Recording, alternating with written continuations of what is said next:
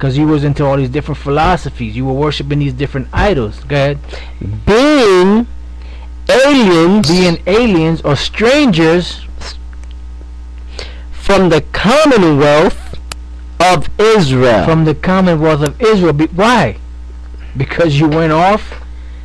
It says, if the circumcision break the law, their circumcision shall become uncircumcision. That's right.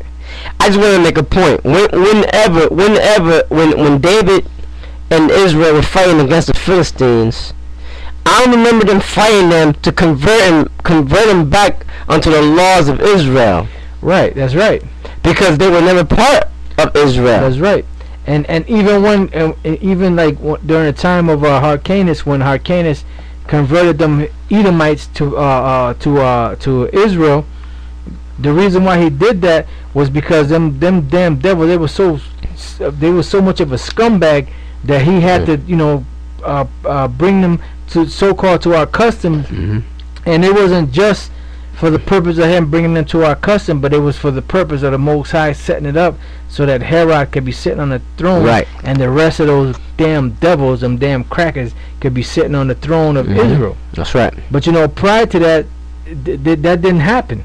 You know, I mean, you had a time when you had during the time of the Book of Esther, and during the time of Purim, where Mordecai, those people in Mordecai, where those people were so afraid of Israel that they became Israelites. Oh, right, so other to speak, nations. They converted to be Jews, so to speak.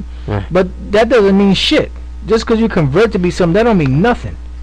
You know, the only ones that can convert to being Israelites are those that were Israelites that fell away from the Most High. And that's what we're reading of right now. That's right. We have to qualify everything. Right. The only ones who can really convert, you have to be an Israelite to convert, because the word convert means what? To turn back again? To the truth. To turn back to the truth again. That's right. So the only ones who could turn back to the truth would be those who originally were a part of the truth. That's right. A part of the nation of Israel. That's right. You know? So, verse 12. Ephesians 2:12. That at that time you were without Yahushua, being aliens from the commonwealth of Israel, and strangers from the covenants of promise, having no hope, and without the Most High in the world. That's why the Israelite foreigners had to be brought back. All right. Is there more? That's pretty much it. Yeah. We're going. Yeah, there's so much. Yeah. All right. Now let's go back to Romans, the 11th chapter, and the 15th verse. Romans 11 verse 15. For if the casting away of them be the reconciling of the world, meaning the reconciling back of Israel. Now I want to go real quick to the Blue Letter Bible, and I want to go to the book of Romans 11. Romans chapter 11 verse 5, because there's a point to be made there. And the word there, even so then at this present time also there's a remnant according to the election of grace. Alright, I might have the wrong verse. Romans 11. I'm sorry, it's the 15th verse, not the 5th verse. Just bear with me for a minute.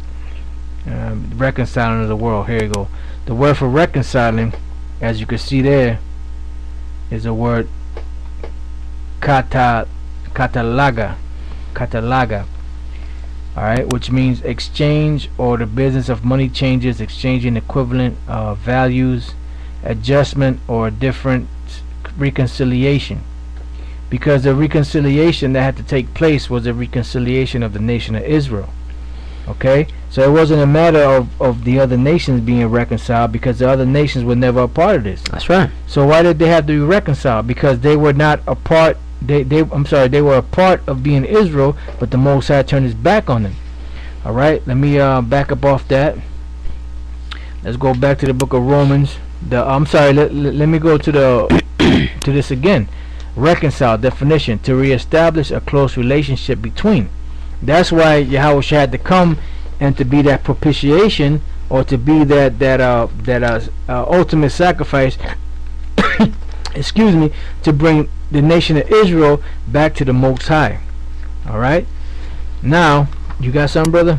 Well, I just wanted to touch off a little bit more in Ephesians because it goes into that. All right, when you get that, because I got something else. Before you read that, right, go to the book of Isaiah, the 52nd chapter, the first verse to the third verse, because this all is going to lead right into that Ephesians. Isaiah chapter 52 verse 1. Isaiah chapter 52 verse 1. Awake, awake, put on thy strength, O Zion. Put on thy beautiful garments, O Jerusalem, the holy city. For henceforth there shall no more come into thee the uncircumcised and the unclean. Shake thyself from the dust. Arise and sit down, O Jerusalem. Loose thyself from the bands of thy neck, O captive daughter of Zion. Right, because Israel was in captivity. Go ahead. For thus saith the Lord, ye have sold yourselves for naught. Ye shall be redeemed without money. You shall be redeemed without money. That's that recompense, or the redeeming, which means to being bought back. Now go from there to the book of Luke, the first chapter. Luke, the first chapter, and the 68th and the 69th verse. So when you get that, you can read it, Sakura. Luke chapter 1 verse 68. Blessed be the Lord power of Israel, for he hath visited and redeemed his people. See, he has visited and redeemed. How did he visit? By Yahushai. And redeemed.